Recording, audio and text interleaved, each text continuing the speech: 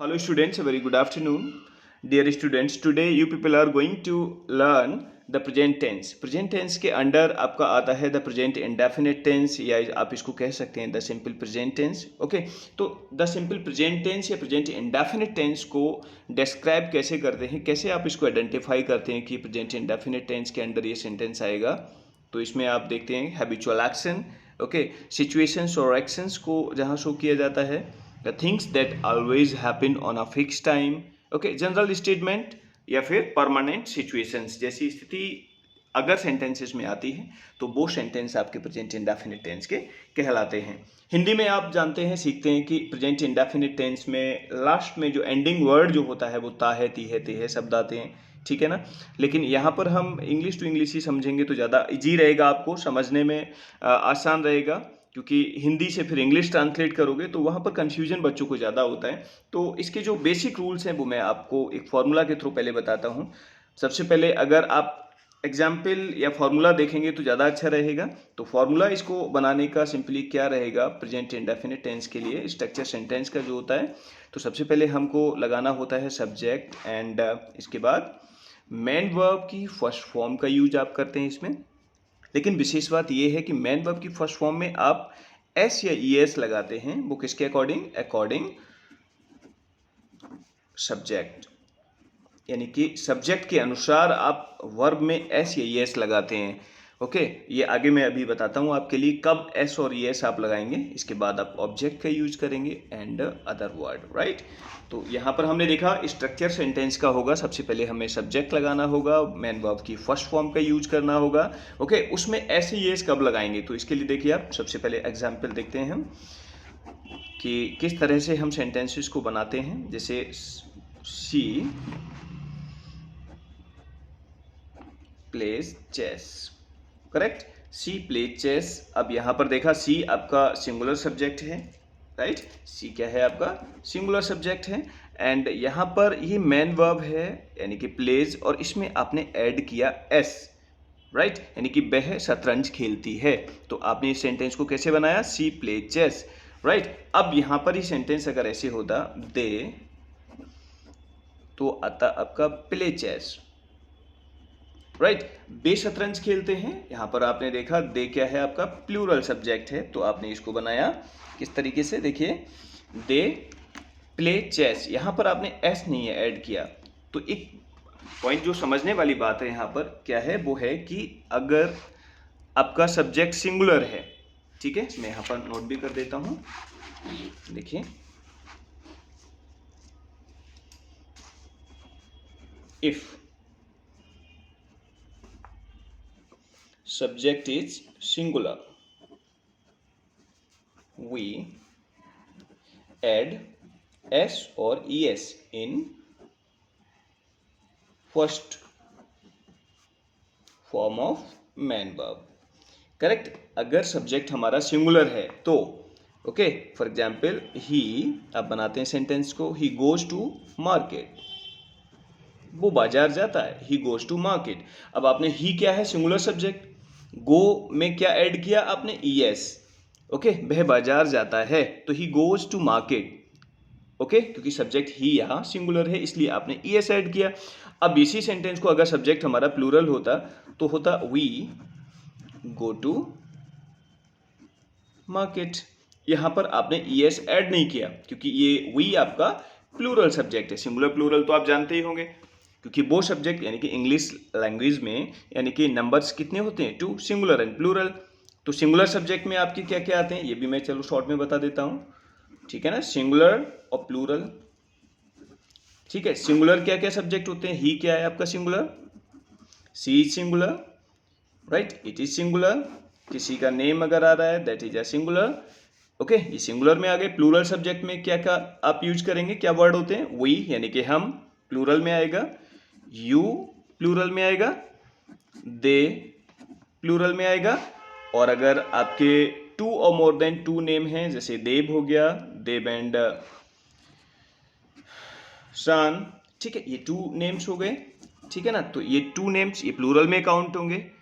आई आपका singular plural दोनों में आता है, ठीक है, सिंगुलर एंड प्लूरल, ठीक है. तो यहाँ पर आपने जो समझा कि सिंगुलर सब्जेक्ट अगर है आपका तो वर्ब की फर्स्ट फॉर्म में हम एस या एस ऐड करते हैं, ठीक है। अब पॉइंट आपका आता है किस वर्ब में हम एस लगाएं और कहाँ हम ई एस लगाएं, ठीक है। तो देखिए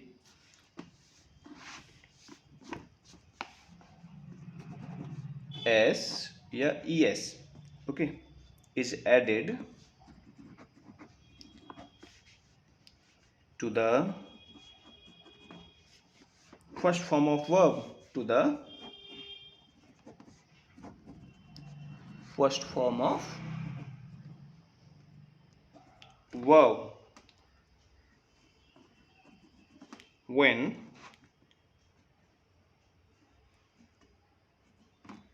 is in the third person, okay, end of singular subject, ठीक है। इस बात को जो भी मैं बोल रहा था मैंने लिखकर भी आपको बता दिया कि किस तरह से क्रिया की फर्स्ट फॉर्म के साथ ऐसे एस लगता है जब सब्जेक्ट हमारा थर्ड पर्सन व सिंगुलर होता है, ठीक है। थर्ड पर्सन में आप जानते ही हैं, ठीक है ना, ही सी इट दे, ये सभी आते हैं थर्ड पर्सन में, राइट। अब पॉइंट आता है कि किस तरह से हम एस और ई एस को फॉर्म करते हैं। तो ई एस की अगर हम बात करते हैं सबसे पहले, ठीक है, एड ई एस, ठीक है ना, add E S to the first form, to the first form, to the first form, right, add E S to the first form of, क्या आएगा, मैन वर्ब। किस में ऐड करेंगे आप, फर्स्ट फॉर्म मैन वर्ब में। If it ends, if it ends in C H S H, C H S H O S S यानी कि double S और X, correct, S X. For example आप इसमें देख सकते हैं, एग्जाम्पल के तौर पर मैं अगर आपको बताऊं, जैसे अगर टीच लिखा है कहीं तो क्या आप यूज करेंगे, टीच में क्या होगा, टीचेस, ई एस लगेगा, सी एच आया ना यहाँ पर, लास्ट वर्ड के लास्ट में क्या लेटर्स आए, सी एच, तो आप क्या करेंगे, टीचेस, जैसे ही teaches me, okay, teacher teaches me, तो वहां पर टीच में एस नहीं लगाएंगे, क्या लगाएंगे आप, ई एस, क्योंकि लास्ट यानी कि जो वर्ड के लास्ट में जो वर्ड आया है वो क्या आया, सी एच आया, तो हम करेंगे टीचेस, ओके। जैसे आपका गो आया, ठीक है, तो आप क्या करेंगे, गोज, ठीक है। रीच आया तो क्या करेंगे आप, R E C H E S, reaches, correct, reaches. Rush आया तो क्या करेंगे आप, R U S H E S, rushes, correct.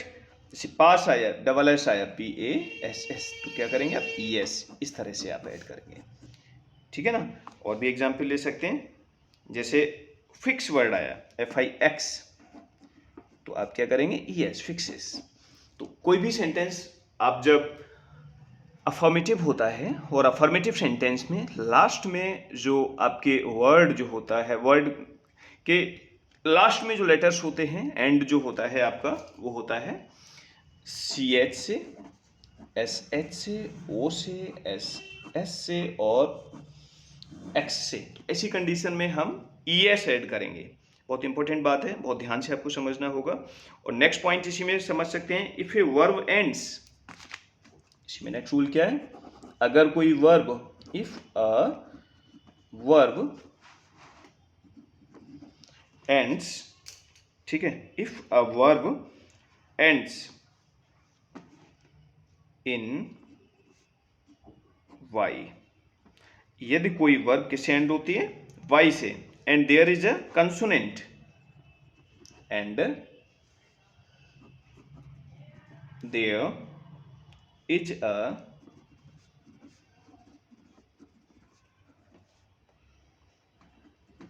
consonant before y, before y, यानी कि वाई से पहले कंसोनेंट है तो चेंज वाई इनटू आई, तो रूल क्या होगा, change Y into I. Okay, and add ES, ये भी रूल हमें ध्यान रखना पड़ेगा, in the verb. For example जैसे क्राई वर्ड आता है आपका, ठीक है ना, CRY, तो आप अगर इसको क्या कैसे बनाएंगे, आप इसको CRIES, इस Y को रिमूव करेंगे तो क्या लगाएंगे, IES। क्यों, क्योंकि इस Y से पहले क्या लेटर आया है, R। This is important rule, इसको आपको समझना पड़ेगा। ऐसे सेम आप कह सकते हैं जैसे फ्लाई, अब यहां पर भी आपने देखा Y है और Y से पहले आपने क्या लगाया, सॉरी क्या क्या लेटर आया है, L, यानी कि कंसोनेंट। तो आप जब इसको करेंगे तो क्या होगा, FLIES, फ्लाइज, करेक्ट। ऐसे ही आप नेक्स्ट वर्ड दे सकते हैं, कैरी, CARRY, कैरी। कैरी को जब आप वर्ब को चेंज करेंगे तो क्या होगा, बाई को हटाकर क्या करेंगे, CARRIES, कैरीज। इस तरीके से आप इन वर्ड्स को चेंज करेंगे, यानी कि वाई को हटाकर IES लगाएंगे तब जब आप यहां पर वाई से पहले कंसोनेंट होता है, ठीक है। और to all other verbs add only S. अब दूसरी बात आप यहां ऐसे कह सकते हैं, टू ऑल अदर वर्ड्स, जो अन्य शब्द बचते हैं, ठीक है ना, वी ऐड एस, राइट, उनमें हम क्या जोड़ेंगे, एस ऐड करेंगे। फॉर एग्जाम्पल जैसे आप जैसे करेंगे, ही रन्स फास्ट, तो यहां पर ES ऐड करने की नीड नहीं है, एन से पहले क्या लगा देंगे, S, runs fast, clear, he runs fast, तो यहां पर आप S ऐड करेंगे केवल, करेक्ट। तो एक तो ये पॉइंट था कि कहां पर हम S लगाएं और कहां पर हम ES लगाएं, तो सिंपली ये रूल है। अब बात आती है कि इन्हीं सेंटेंसेस को जब हम नेगेटिव बनाते हैं तो हम नेगेटिव में क्या स्ट्रक्चर बनाते हैं और किस तरीके से हम इनको यूज करते हैं। फॉर एग्जाम्पल इसका सबसे पहले हम स्ट्रक्चर, इसका जो फॉर्मूला है वो समझ लें। सब्जेक्ट आएगा, सब्जेक्ट के बाद इस टेंस की हेल्पिंग वर्ब है, वो है do and does, right, and do does के बाद आप नॉट का यूज करेंगे। Main verb first form object plus other verb, okay, correct, this is the formula. अब इस फॉर्मूला के बेस पर हम सेंटेंस को निगेटिव बनाएंगे, करेक्ट। फॉर एग्जाम्पल इसी सेंटेंस को हम लेते हैं, ही रन्स फास्ट, इसको जब आप नेगेटिव बनाएंगे तो क्या होगा, देखें ही, अब ही यहां पर सिंगुलर है तो क्या यूज करेंगे, he does not run fast, correct, he does not run fast. यहां देखा आपने क्या यूज किया, आपने हेल्पिंग वर्ब डज को यूज किया क्योंकि सब्जेक्ट आपका सिंगुलर है, ठीक है। अगर यहां सब्जेक्ट हमारा होता दे रन फास्ट, तो आप करते आप इसको they do not run fast. तो ये बेसिक रूल्स हैं जिनको समझना इंपॉर्टेंट है। तो इसमें क्या देखा आपने, दे प्लूरल है तो आपने किसका यूज किया, हेल्पिंग वर्ब डू को यूज किया। तो देख लीजिए, अगर हम सेंटेंस को निगेटिव बनाते हैं तो निगेटिव बनाने के लिए हमें, यदि सब्जेक्ट हमारा सिंगुलर है, सिंगुलर सब्जेक्ट है, तो सिंगुलर सब्जेक्ट के साथ में हमें हेल्पिंग वर्ब क्या यूज करनी है, डज का यूज करना है। और अगर प्लूरल सब्जेक्ट है, क्या है, प्लूरल सब्जेक्ट, तो आप किसका यूज करेंगे यहाँ पर, हेल्पिंग वर्ब प्लूरल सब्जेक्ट के साथ में डू का। और डू डज, ये जो हेल्पिंग वर्ब है इनके बाद में आपको नॉट का यूज करना है। होपफुली यू अंडरस्टैंड, आपको समझ आया होगा, करेक्ट। एग्जाम्पल और लेना चाहें तो ले सकते हैं, जैसे वी प्ले क्रिकेट, राइट। अब इसको आप निगेटिव बनाएं, सपोज यहाँ आगे लिखा हुआ है सेंटेंस को निगेटिव कन्वर्ट करना है, तो कैसे बनाएंगे आप, वी कैसा है, सिंगुलर प्लूरल, जैसा अभी पीछे मैंने बताया आपको, वी सब्जेक्ट आपका है प्लूरल, तो आप क्या करेंगे, we do not play cricket, correct. यहां पर आपने क्या लगाया, डू नॉट, ठीक है ना। अगर सेंटेंस होता आपका यहाँ पर he goes to temple, right. अब यहाँ लिखा देखा आपने गोज, चूंकि सब्जेक्ट है सिंगुलर, तो आप इसको जब निगेटिव बनाएंगे तो क्या बनेगा, निगेटिव में क्या होगा, बोलिए, he yes does not go to temple, right. अब यहां पर आपने डज नॉट का यूज किया और यहां पर गो, ठीक है। यहां पर ये ES जो है आपका, वो इधर हेल्पिंग वर्ब में आपने यूज कर लिया और नॉट का यूज करना है आपको, तो नॉट को यूज करने के बाद ये ES यानी कि नेगेटिव में हमें ES लगाने की नीड नहीं होती, करेक्ट। अब सेंटेंस हम देखते हैं नेक्स्ट, इसी का ही पार्ट है आपका इंटेरोगेटिव।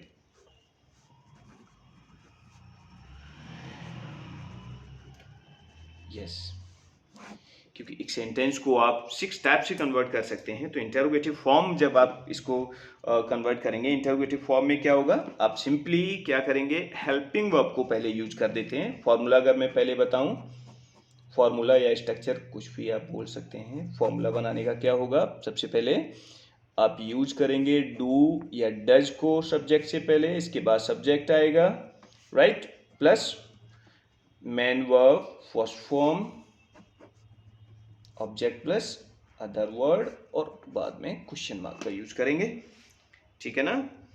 तो यहाँ ये फॉर्मूला हो गया आपका।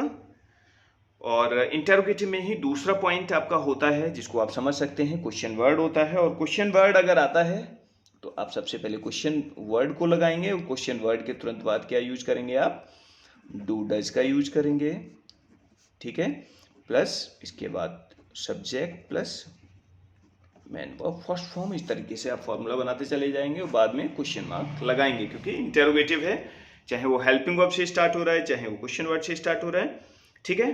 बाद में क्वेश्चन मार्क लगाना ना भूलें।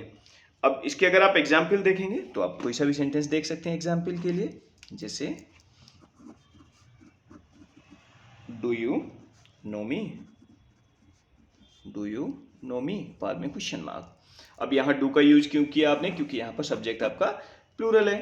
अभी आप डज का एग्जाम्पल ले सकते हैं आप, जैसे does he visit the playground daily, बाद में क्वेश्चन मार्क, करेक्ट। यहां पर आपने क्या यूज किया, हेल्पिंग वर्ब डज को, क्योंकि आपका सब्जेक्ट ही यानी कि सिंगुलर है। तो इस तरीके से आपने समझा किस तरीके से हेल्पिंग वर्ब से सेंटेंस बना सकते हैं। अब आप क्वेश्चन वर्ड का भी यूज कर सकते हैं। अब आप हेल्पिंग वर्ब को, why do you cry, question mark. यहां पर आपने किसका यूज किया, क्वेश्चन वर्ड का। क्वेश्चन वर्ड के बाद आपने लगा दिया हेल्पिंग वर्ब, हेल्पिंग वर्ब के बाद सब्जेक्ट। तो ये फॉर्मूला है जिस फॉर्मूला से आप सेंटेंस को बनाते हैं, ठीक है ना। हेल्पिंग वर्ब है तो हेल्पिंग वर्ब के बाद सब्जेक्ट, जो फॉर्मूला ऊपर लिखा हुआ है, इस तरीके से बनाएंगे। अगर आप इसको निगेटिव भी बनाते हैं, फॉर एग्जाम्पल आगे इसको निगेटिव बनाएंगे, तो आप निगेटिव फॉर्म कैसे बनाएंगे वो मैं डिस्कस कर लेता हूँ। निगेटिव फॉर्म में क्या होता है, इंटेरोगेटिव निगेटिव में क्या करेंगे आप, बड़ा सिंपल सा फॉर्मूला है। इंटेरोगेटिव निगेटिव बनाएंगे तो हेल्पिंग वर्ब आपका पहले ही आएगा इसी तरीके से, इसके बाद हेल्पिंग वर्ब डू डज है आपका सब्जेक्ट,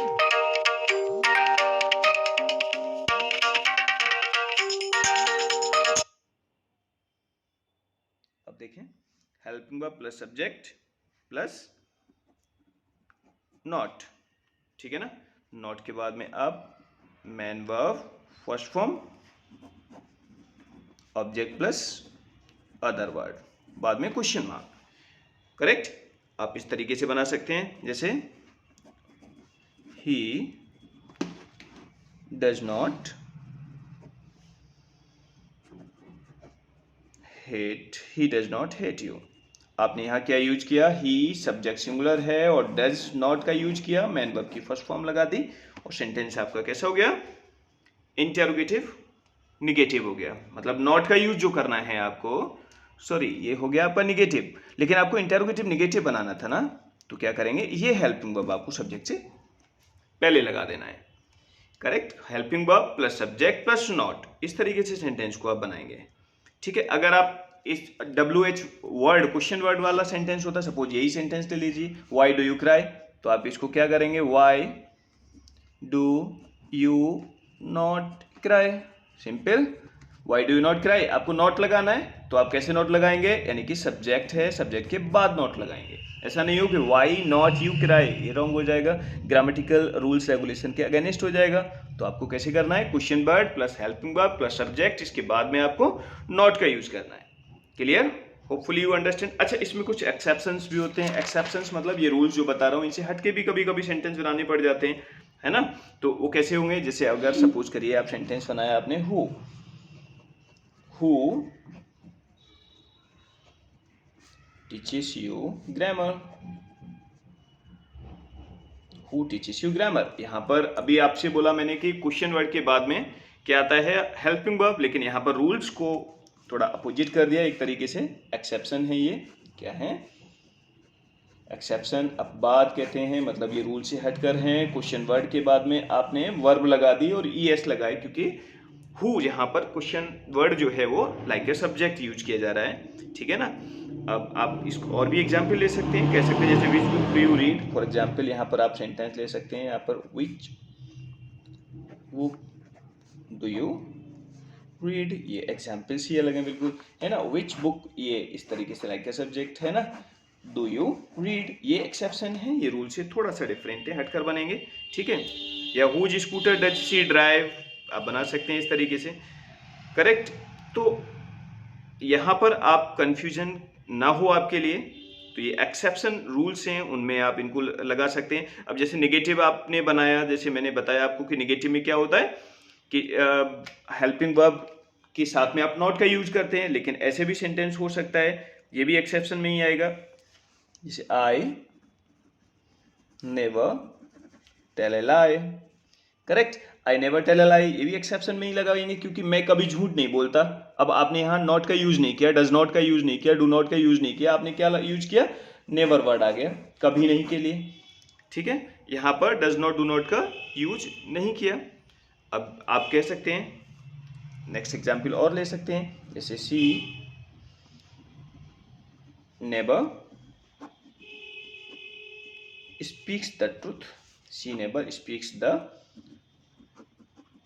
ट्रूथ, आपने यहाँ पर क्या वर्ड यूज किया, speaks, she never speaks the truth, ये एस भी लगाना पड़ा आपको क्योंकि सी आपका सिंगुलर सब्जेक्ट है।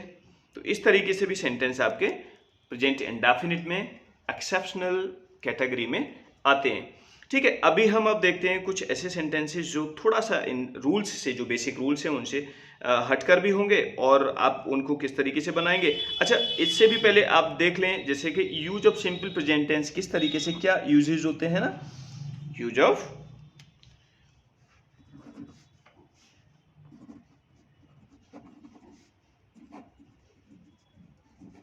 सिंपल प्रेजेंट टेंस, इसको सिंपल प्रेजेंट, प्रेजेंट इंडेफिनिट, इसके यूजेस से मतलब क्या है, जैसे टू एक्सप्रेस हैबिचुअल एक्शन, यहाँ पर बात है कि हम इसको कहाँ यूज करते हैं, टू एक्सप्रेस हैबिचुअल एक्शन। ये पॉइंट आपको बिल्कुल लर्न करना पड़ेगा कि अगर कोई पूछता है कि कैसे आप आइडेंटिफाई करते हो, या किस तरीके से जब आप सेंटेंस इंग्लिश टू, जैसे इंग्लिश में कोई भी थॉट जब आपके माइंड में जब क्रिएट होता है, तो आप कैसे उसको बोलेंगे, कैसे करेक्टली लिखेंगे, इसके लिए आपको ये समझना होगा कि ये सेंटेंस हमारा किस कैटेगरी में जाएगा, इंडेफिनिट, प्रेजेंट का है, पास्ट है या फ्यूचर है। तो इसको समझने के लिए ये देखना होगा कि सिंपल प्रेजेंट में हमारा जो सेंटेंस होगा, हैबिचुअल एक्शन दिखाने के लिए हमें किसका यूज करना होगा, टू एक्सप्रेस हैबिचुअल एक्शन, ठीक है ना, प्रेजेंट इंडेफिनिट में आएगा। जैसे I always speak the truth, ये एग्जाम्पल आपने लिया ना, जैसे आप कह सकते हैं I always speak the truth, ठीक है, मैं सदैव सत्य बोलता हूं, ये क्या है, हैबिचुअल एक्शन है, तो यहां पर ऑलवेज स्पीक द ट्रूथ, ये सेंटेंस आपका हैबिचुअल एक्शन में आएगा। फॉर एग्जांपल और ले सकते हैं, जैसे ही गोज टू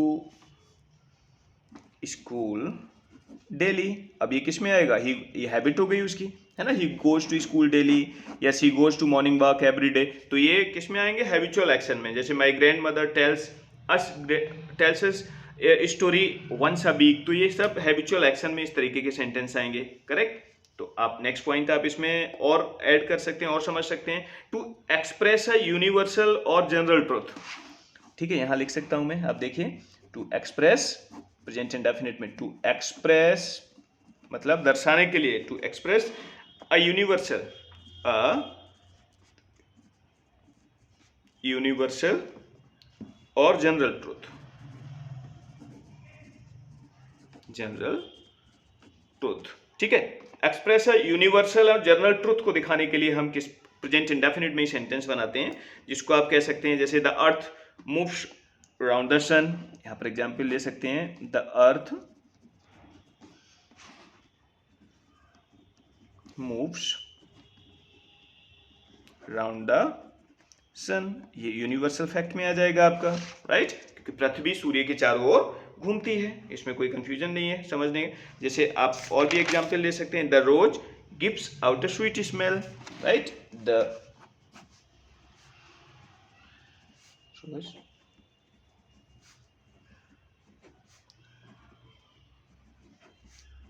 ये सेंटेंस आपके प्रेजेंट इंडेफिनिट में आएंगे, यानी कि गुलाब एक बहुत मधुर खुशबू देता है ना, गिव्स आउट, ये प्रेजेंट इंडेफिनिट में आएगा ये सेंटेंस भी, है ना। जैसे और ले सकते हैं example, water boils at 100 degree, है ना, ये भी प्रेजेंट इंडेफिनिट में आएगा, the water boils at 100 degree.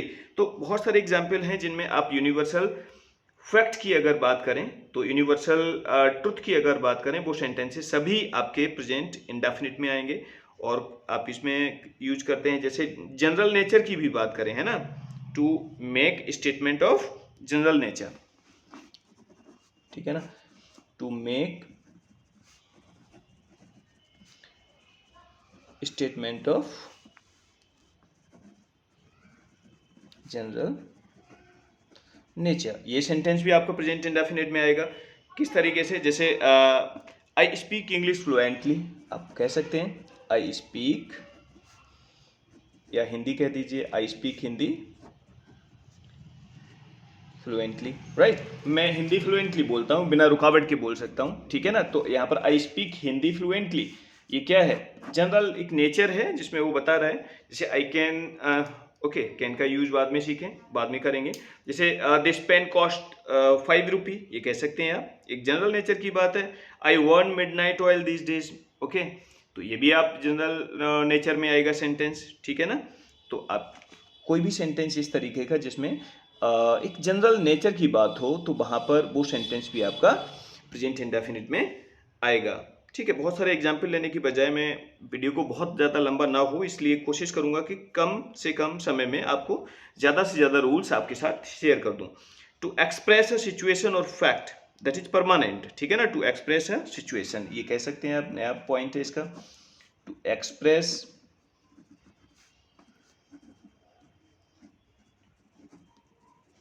Express a situation, ठीक है ना, और a fact, okay, that is permanent,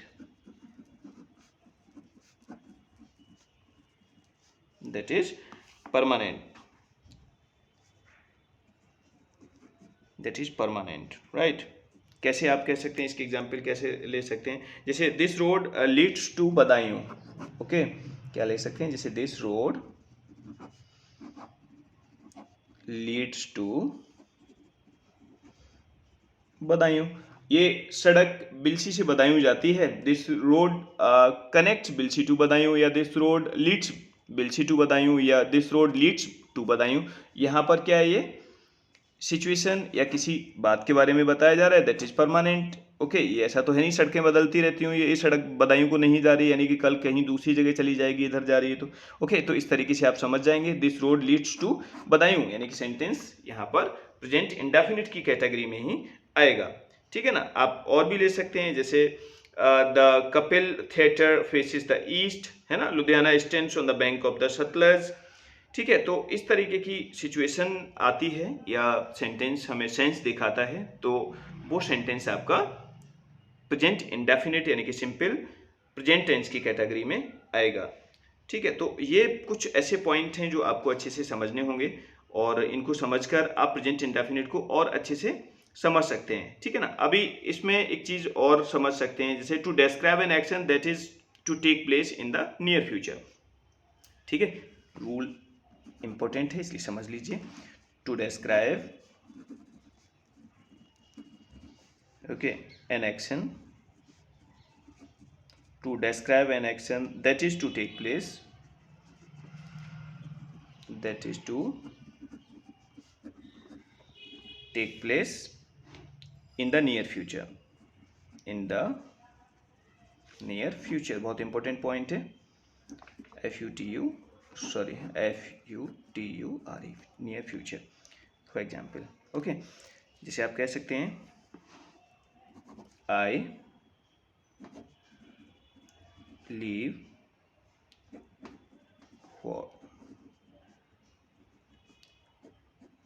Bareilly tomorrow, I leave for Bareilly tomorrow. यहाँ पर एक फिक्स्ड प्लान है आपका, ठीक है ना, कि I leave for Bareilly tomorrow, कल मैं बरेली जाऊंगा। सेंस अगर आप सेंटेंस देखेंगे, मैं कल बरेली जाऊंगा, वह कल बदायूं जाएगा, तो गा आ रहा है लास्ट में, ठीक है। लेकिन यहाँ पर कल वर्ड जो आइडेंटिफाई कर रहा है कि आप इस सेंटेंस को प्रेजेंट इंडेफिनिट में बनाएं, यानी कि I leave for Bareilly tomorrow, okay. He goes to Badaun tomorrow, right. Yeah, we leave for Ambala tomorrow. Okay, when does the ship set sail for Karachi? ठीक है, या for Mumbai, आप इस तरीके से बना सकते हैं। आप कह सकते हैं हमारे विद्यालय या हमारे स्कूल जुलाई में खुलेंगे। अभी ड्यू टू कोविड बंद थे लंबे समय से, आप इस सेंटेंस को ऐसे कह सकते हैं, हमारे विद्यालय जुलाई में खुलेंगे। गे शब्द आया लास्ट में, गागी गे वैसे फ्यूचर में हम काउंट करते हैं, लेकिन आप इसको इंडेफिनिट में कैसे बना सकते हैं, आर स्कूल्स, क्या यूज करेंगे, our schools reopens, our school reopens, okay, in July, ठीक है ना। प्रेजेंट इंडेफिनिट में आप इस सेंटेंस को बना सकते हैं। तो ये रूल आपको बहुत अच्छे से समझना है, जिससे कि कोई कंफ्यूजन आपके लिए ना हो कि किस तरीके से हम इस सेंटेंस को बनाते हैं, कि हमारा स्कूल किस तरीके से जुलाई महीने में खुलेगा। अब इस सेंटेंस को हम इस तरीके से बना सकते हैं, ठीक है ना। अब एक पॉइंट और समझ सकते हैं आप, जो कि बहुत अच्छा है, प्रेजेंट इंडेफिनिट में ही आता है, जो आप समझेंगे। देखिए कि when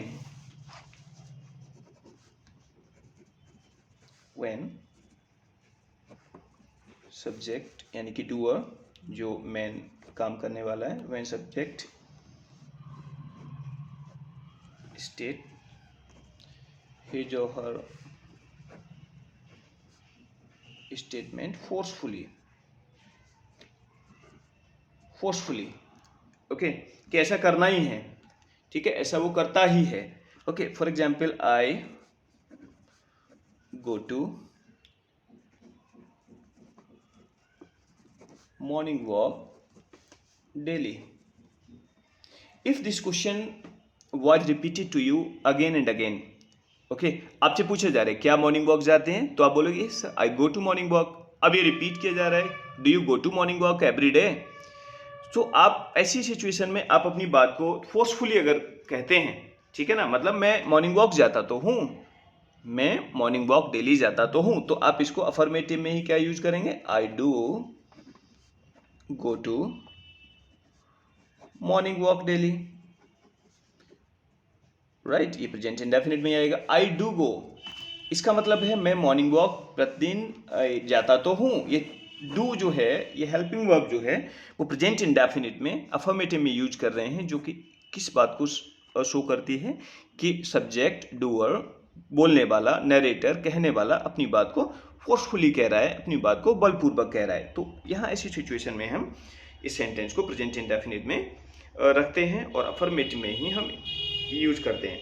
नेक्स्ट पॉइंट और कह सकते हैं कि इस टेंस में पोजीशन की अगर बात हो, पोजीशन को एक्सप्रेस करने के लिए भी प्रेजेंट इंडेफिनिट में यूज किया जाता है, टू एक्सप्रेस पोजीशन। तो ध्यान से समझेंगे इस पॉइंट को, टू एक्सप्रेस पोजीशन, यानी कि इस टेंस का प्रयोग पोजीशन यानी कि अधिकार को एक्सप्रेस, व्यक्त करने के लिए भी किया जाता है। जैसे आप कह सकते हैं this pen belongs to me, आप कह सकते हैं इसको this pen,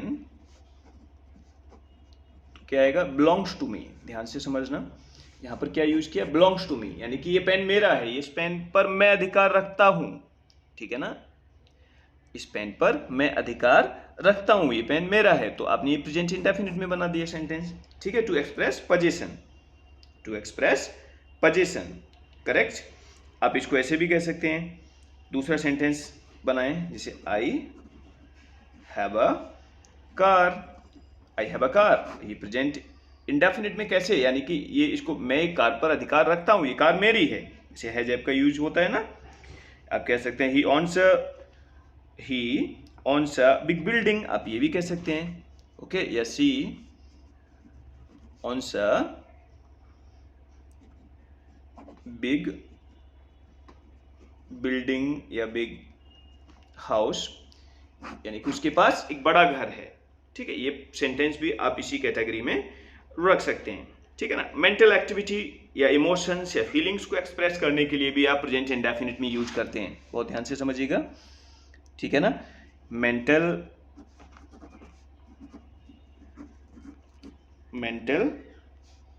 activity, mental activity, ठीक है ना, और कह सकते हैं इमोशंस, ठीक है, mental activity, emotions and feelings, okay. इनको एक्सप्रेस करने के लिए भी आप प्रेजेंट इंडेफिनिट में सेंटेंस बना सकते हैं। For example, we believe in God, okay, we believe in God, हम ईश्वर में विश्वास करते हैं, ओके, तो ये प्रेजेंट इंडेफिनिट में आएगा, ये भी आप समझ लीजिए, है ना। ही अंडरस्टैंड्स माई प्रॉब्लम्स, है ना, I think she is always wrong, okay, she trust in him, okay, आप ऐसे कह सकते हैं, शी ट्रस्ट इन हिम, वह उन पर विश्वास करती है, ठीक है। तो इस तरीके से सेंटेंस आपके प्रेजेंट इंडेफिनिट में बनते हैं। चलिए नेक्स्ट पॉइंट देखते हैं, इसी में प्रेजेंट इंडेफिनिट में ही। अभी आप जब भी सेंटेंस को बनाते हैं, यानी कि सिंपल प्रेजेंट टेंस को हम फ्यूचर में बनाते हैं, जैसे पीछे मैंने आपसे डिस्कस किया, जैसे स्कूल पुनः जुलाई में खुलेंगे, तो आप बना देंगे, कैसे बनाएंगे बोलो, the school reopens in month of July, ठीक है ना। तो इस पॉइंट को आप क्लियर समझ चुके होंगे। अब हम एक और पॉइंट डिस्कस करते हैं जो प्रेजेंट इंडेफिनिट में ही आता है और बहुत इंपॉर्टेंट पॉइंट है, ठीक है, जो दिखने में आपको फ्यूचर में लगता है सेंटेंस, ओके, लेकिन बनेगा प्रेजेंट इंडेफिनिट में, और इनको कहते हैं, किस में आएंगे, कंडीशनल सेंटेंस की कैटेगरी में। किस में आएंगे, कंडीशनल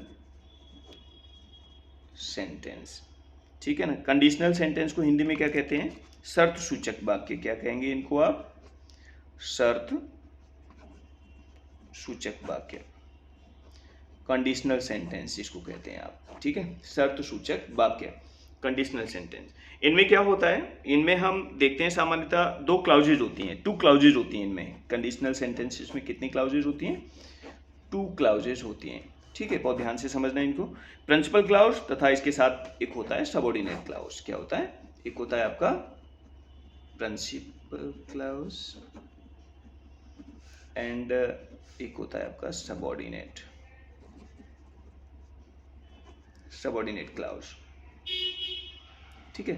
थोड़ा वीडियो लेंदी तो हो रहा है, लंबा हो रहा है, लेकिन आप सारे पॉइंट्स जब समझ जाएंगे तभी आप कह सकते हैं कि आपको प्रेजेंट इंडेफिनिट पर कमांड है। अदरवाइज जो बेसिक रूल समझने के बाद ही आप सोचने लगते हो कि सारे टेंस मुझे आ गए, तो ये कन्फ्यूजन की कंडीशन रहती है, और फिर थोड़े से कम्प्लेक्स सेंटेंस आ जाते हैं, तो आप कंफ्यूज हो जाते हैं और आपको लगता है कि मेरी समझ नहीं आ रहा, तो आप थोड़ा सा डिटेल में जाएंगे, तो सारे रूल्स जब एक बार क्लियर हो जाएंगे तभी अगले पॉइंट को आप डिस्कस करें, तभी नेक्स्ट स्टेप पर आप जाएं। तो मुझे लगता है कि आप कॉन्फिडेंटली इंग्लिश को लिख सकते हैं और बोल भी सकते हैं। तो यहाँ पर मैं बात कर रहा था कंडीशनल सेंटेंस किस तरीके से, 2 क्लाउजेज होते हैं, एक प्रिंसिपल क्लाउज और दूसरा होता है आपका सबऑर्डिनेट क्लाउज, ठीक है ना। तो सबऑर्डिनेट क्लाउज की अगर हम बात करें, सबऑर्डिनेट क्लाउज वाले पार्ट में, इस पार्ट में, ठीक है ना, आता है आपका इफ, क्या वर्ड आता है, इफ, ठीक है, और आप यूज कर सकते हैं व्हेन, आप यूज कर सकते हैं बिफोर, ठीक है, आफ्टर, ओके, टिल और until या फिर unless, like this। इस तरीके से आप सेंटेंस को स्टार्ट करेंगे। तो इसमें एक रूल होता है कि सिंपल प्रेजेंट टेंस का प्रयोग होगा अगर सबऑर्डिनेट क्लाउज इस तरीके से स्टार्ट होगा तो। जैसे यदि वह आएगा तो मैं उसे पढ़ाऊंगा, हिंदी में मैं आपसे सेंटेंस अगर बोलूं यदि वह आएगा तो मैं उसे पढ़ाऊंगा, दोनों सेंटेंस फ्यूचर में है, तो फर्स्ट क्लाउज जो होगा उसका यदि वह आएगा, इफ ही कम्स, क्या बनाएंगे आप, if he comes, comma I will teach him. ठीक है, इफ ही कम्स, यहां पर आपने देखा प्रेजेंट इंडेफिनिट में बना ये पार्ट आपका, इफ ही कम्स। ठीक है ना, सबऑर्डिनेट क्लाउज ये पार्ट जो है आपका क्या है, सबऑर्डिनेट क्लाउज है, और इसको आपने बनाया प्रेजेंट इंडेफिनिट में क्योंकि इसमें इफ कनेक्ट है। ठीक है ना, और दूसरा क्लाउज आपका बनेगा ये फ्यूचर इंडेफिनिट में। ठीक है, ये बनेगा आपका सिंपल फ्यूचर टेंस में, या आप कह सकते हैं ये प्रिंसिपल क्लाउज है आपका, ये बनेगा आपका फ्यूचर इंडेफिनिट या सिंपल फ्यूचर टेंस में, फॉर्मूला वही रहेगा। ठीक है, जैसे और ले सकते हैं आप एग्जाम्पल, जैसे यदि तुम तेज दौड़ोगे तो तुम रेस जीत जाओगे, है ना, आप बना सकते हैं इसको, कैसे बनेगा, व्हेन, ठीक है ना, यू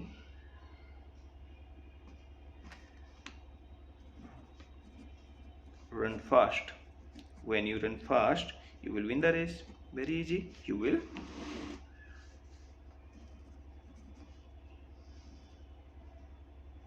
win the race। आप ऐसे भी कह सकते हैं। ठीक है ना, आप कह सकते हैं जब वह यहाँ आएगा वह मेरी मदद करेगा, तो कैसे बनाएंगे आप, बोलो बोलो, When he comes here, he will help me, आप ऐसे कह सकते हैं। अच्छा, इसको आप ऐसे भी कह सकते हैं। ठीक है ना, If you run fast, you will win the race। यदि आप तेजी से भागेंगे, दौड़ेंगे, ठीक है ना, तो आप रेस जीत जाएंगे। ठीक है, अभी मैंने दूसरा एग्जाम्पल दिया कि जब तक वह यहाँ आएगा, जब वह यहाँ आएगा वह मेरी मदद करेगा, तो कैसे बनाएंगे, When he comes here, he will help me। Okay, और भी एग्जाम्पल ले सकते हैं आप, यदि वह कठिन परिश्रम नहीं करेगा तो वह सफल नहीं होगा, तो इसमें आप अनलेस का यूज करेंगे, क्योंकि अनलेस का मीन क्या होता है, अनलेस अनटिल का, जब तक कि नहीं, है ना, जब तक वो कठिन परिश्रम नहीं करेगा तो वो सफल नहीं हो पाएगा, है ना, तो unless he work hard he will not succeed. तो आप इस तरीके से भी प्रेजेंट इंडेफिनिट में सेंटेंस को बना सकते हैं। तो ये कुछ बेसिक रूल्स के साथ साथ मैंने कुछ कॉम्प्लेक्स सेंटेंस आपको इसमें ऐड किए। इसका कारण ये था कि केवल आप